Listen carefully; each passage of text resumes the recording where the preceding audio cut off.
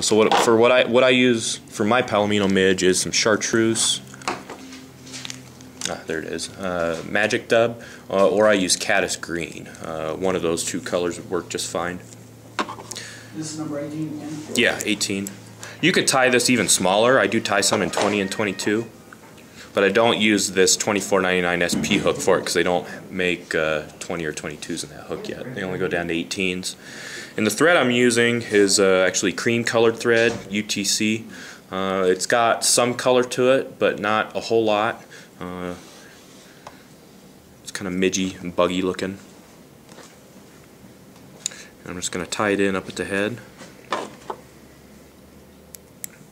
And with this fly, I'm not going to tie all the way down around the bend like I did on the Jujubatus and the other flies. I'm going to keep most of the material on the actual straight part of the hook shank and towards the front. This is going to be a quick and simple, easy tie for you guys. And you can leave it pretty long when you tie it in. You can always cut it after the fact. So I went about 2/3 of the way down the hook shank, and I tie in that piece of Magic Dub.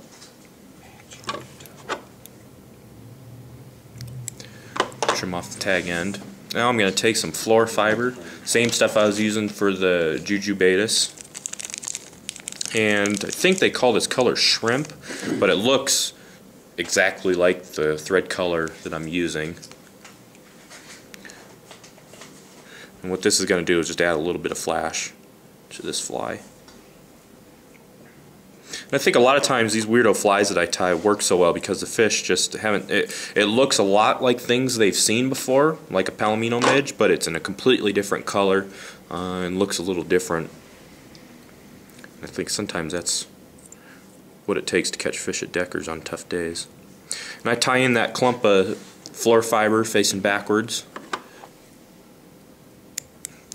Trim off everything at the head. I might clean a little bit of that up. Now what I'm going to do is throw some dubbing down. What I'm using is the dubbing you actually use for the Rainbow Warrior. It's the rainbow dubbing. And the trick to dubbing is you just put enough on there to cover the thread. If you put too much on, it gets very hard to control and bulks up too fast. What color are you using? It's the Rainbow Warrior color. It's a Sow Scud dubbing in the rainbow. And it looks kind of flashy and kind of crazy in the package, but once you get it on the fly, it tones it down quite a bit.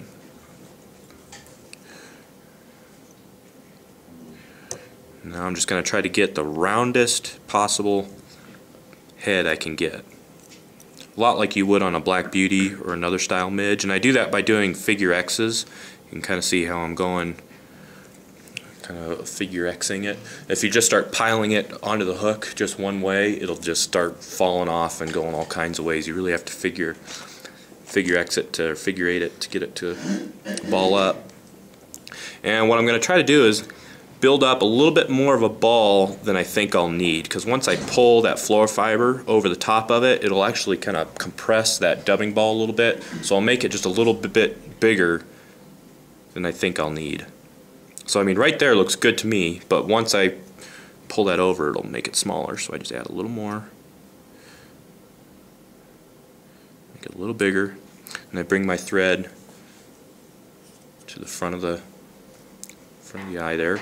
Now I take my floor fiber and pull it straight over the top of this, just like that. Capture it, lay down 2 or 3 wraps. That's usually enough to secure it. Then you're ready to whip finish.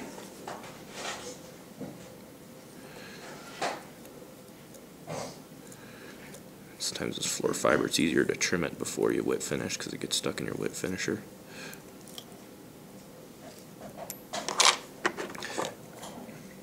Now that's not how you want to leave it. You can see the tail is way too long, and also the floor fiber off the head is still sticking off. So when I clip the tail, I clip it about twice the length of the hook shank. And I never actually physically measure it. I just kind of eyeball it and see what looks right. So right about there is about twice the length of the hook shank, or close enough. And then I'm actually going to trim the floor fiber so there's a little bit hanging off the front, kind of like a little gill or a little casing, and I'll kind of taper it a little bit